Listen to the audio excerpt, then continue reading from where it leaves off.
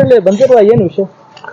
ಇಲ್ಲಿ ಒಂದು ನಮ್ಮ ಸ್ಮಾರಕ ಏನದಲ್ಲ ಕೋಟೆಗೋಡಿಗೆ ಸಂಬಂಧಪಟ್ಟಂತ ಒಂದು ಇಲ್ಲಿ ಈ ತೊರ್ವಿ ಗ್ರಾಮಸ್ಥರು ಇಲ್ಲಿ ಅತಿಕ್ರಮಣ ಮಾಡ್ತಾರ, ಕೋಟೆಗೋಡೆ ಹೊಡೆದಾಕ್ತಾರಂತಂದು ಇಂಟಿಮೇಷನ್ ಬಂತು. ಅದಕ್ಕೋಸ್ಕರ ಬಂದಿದ್ದೀವಿ ನಾವು.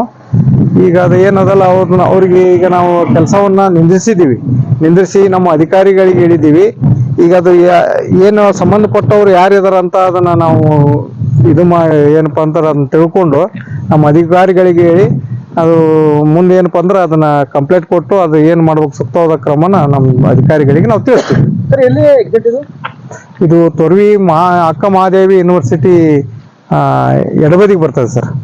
ಸರ್ ಇದು ಅರ್ಕಾಲಜಿ ಕಾರ್ಡ್ ಸರ್ವೆ ಆಫ್ ಇಂಡಿಯಾ ಇದು ಮೊನ್ನೆಮಠ್ ಇರಲಿ ಕೋಟಿಗೋಡಿ ಇರಲಿ ಅದು ಹೊಡಿಬೇಕಾದ್ರೆ ಅದಕ್ಕೆ ಏನ್ ಸರ್ ಏನು ಅದು ಹೊಡೆಯಕ್ ಬರಂಗಿಲ್ರಿ. ಅದು ಯಾಕಂತಂದ್ರ ಯಾವುದೇ ಸ್ಮಾರಕದಿಂದ ನಾವು 100 ಮೀಟರ್ ತನ್ನ AMSR ಆಕ್ಟ್ 2010ರಿಂದ ಈಗೇನು ಆಕ್ಟ್ ಬಂದದಲ್ಲ 2010ರಿಂದ ಯಾವುದೇ ಸ್ಮಾರಕ ಇದು ಮಾಡಿ ಇದು ಅದು ವಿರೂಪಗೊಳಿಸೋದಾಗ್ಲಿ ಇದು ಹೊಡೆದು ಹಾಕುವುದಾಗ್ಲಿ ಇದು ಕಾನೂನು ಅಪರಾಧ.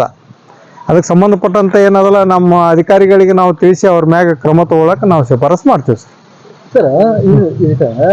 ಈಗ ಮೊನ್ನೆನೂ ಅಲ್ಲಿ ಸರ್ ನೀವು ಒಂದು ಇದು ಬಂದಿದಲ್ಲ ಹರಣಶಿಕಾರ ಹೊಣೆ ಅಂತಾರೆ, ಅಲ್ಲಿ ಒಂದು ಮೊನ್ಯುಮೆಂಟ್ ಬಿಡ್ತೀವಿ, ಅವ್ರ ಮ್ಯಾಗ ಏನ್ ಆಕ್ಷನ್ ಆಯ್ತು ಅಂತ? ಇಲ್ಲ, ಅವ್ರ ಮ್ಯಾಗ ನಮ್ಮ ಅಧಿಕಾರಿಗಳಿಗೆ ಸಂದರ್ಶನ ಮಾಡ್ಕೋರಿ ಸರ್. ಅದನ್ನೆಲ್ಲ ನಾವು ನೋಡ್ರಿ ಈಗ ನಾವು ಇಲ್ಲ ಪೊಲೀಸ್ ಸ್ಟೇಷನ್ಗೆ ನಾವು ವರದಿ ಮಾಡಿದೀವಿ, ಪೊಲೀಸರಿಗೆ ತಿಳಿಸಿದೀವಿ. ಅಲ್ಲಿ ಕೆಲವು ಮಂದಿ ಏನದಲ್ಲ ಪೊಲೀಸರಿಗೆ ಇದು ಮಾಡ್ಕೊಂಡಿದಾರ, ಅದು ಸಿಕ್ಕಿದಾರ ಕೆಲಸ ಮಾಡೋರು. ಅದ್ ಯಾರು ಮಾಡಿದಾರೋ ಅವ್ರ ಮೇಲೆ ಅವ್ರ ಕ್ರಮ ತಗೋತೀನಿ ಅಂತ ಹೇಳಿದಾರೆ. ಇವ್ರ ಮೇಲೂ ಮತ್ತೆ ಅದು ಯಾವ ಒಂದು ಕ್ರಮಾನ ಜರುಗಿಸ್ತಾರೆ ಸರ್. ಕ್ರಮ ಅಂದ್ರ ಯಾವ ಪರ ಶಿಕ್ಷೆ ಇರತ್ತೆ ಅಥವಾ ಫೈನ್ ಇರತ್ತೆ? ಅದು ಕೋರ್ಟ್ ಮಾಡ್ತಾರಲ್ಲ ಸರ್, ಕೋರ್ಟ್ ಅವ್ರು ನಿರ್ಧಾರ ಮಾಡ್ತಾರೆ. ಒಂದು ಆಕ್ಟ್ ಇದೆಯಲ್ವಾ ಸರ್, ಆಕ್ಟ್ ನಲ್ಲಿ ಇರ್ಬಹುದಲ್ವಾ ಅವರಿಗೆ ಇಷ್ಟು ಶಿಕ್ಷೆ ಆಗತ್ತೆ ಇಷ್ಟು ದಂಡ ಆಗತ್ತೆ ಅಂತ? ಅದ್ರ ಬಗ್ಗೆ ಏನ್ ಮಾಹಿತಿ ಕೊಡ್ತೀವಿ?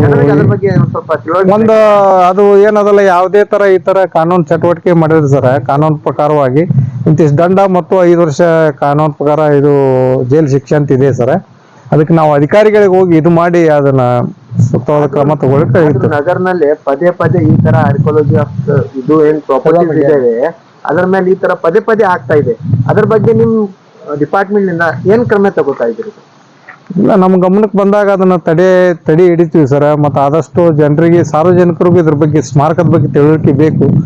ಇವ್ರು ಯಾವುದೇ ರೀತಿಯಿಂದ ಈ ತರ ಮಾಡ್ಬೇಕಪ್ಪ ಅಂದ್ರೆ ತಮ್ಮ ಮನೆಯನ್ನ ತಾವು ಇನ್ನೊಬ್ರು ಬಂದು ಹಾಳು ಮಾಡಿದಾಗ ಯಾರು ಸುಮ್ಮನೆ ಇರಂಗಿಲ್ಲ.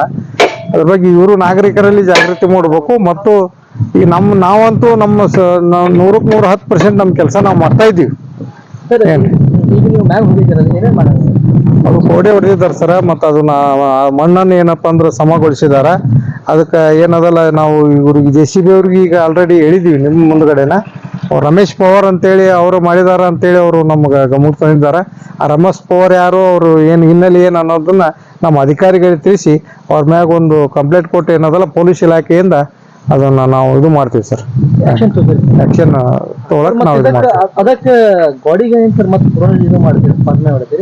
ಅದು ನಮ್ಮ ಅಧಿಕಾರಿಗಳಿಗೆ ತಿಳಿಸ್ತೀವಿ ಸರ್. ಅದ್ರ ಸಂಬಂಧಪಟ್ಟಂತೆ ಅದೇನು ಹಾಳು ಮಾಡಿದಾರಲ್ಲ ಅದನ್ನ ಏನಲ್ಲ ನಮ್ಮ ಅಧಿಕಾರಿಗಳಿಗೆ ಅವ್ರನ್ನ ಕರ್ಕೊಂಡು ಹೋಗಿ ಭೇಟಿ ಮಾಡಿಸ್ತೀವಿ ಸರ್.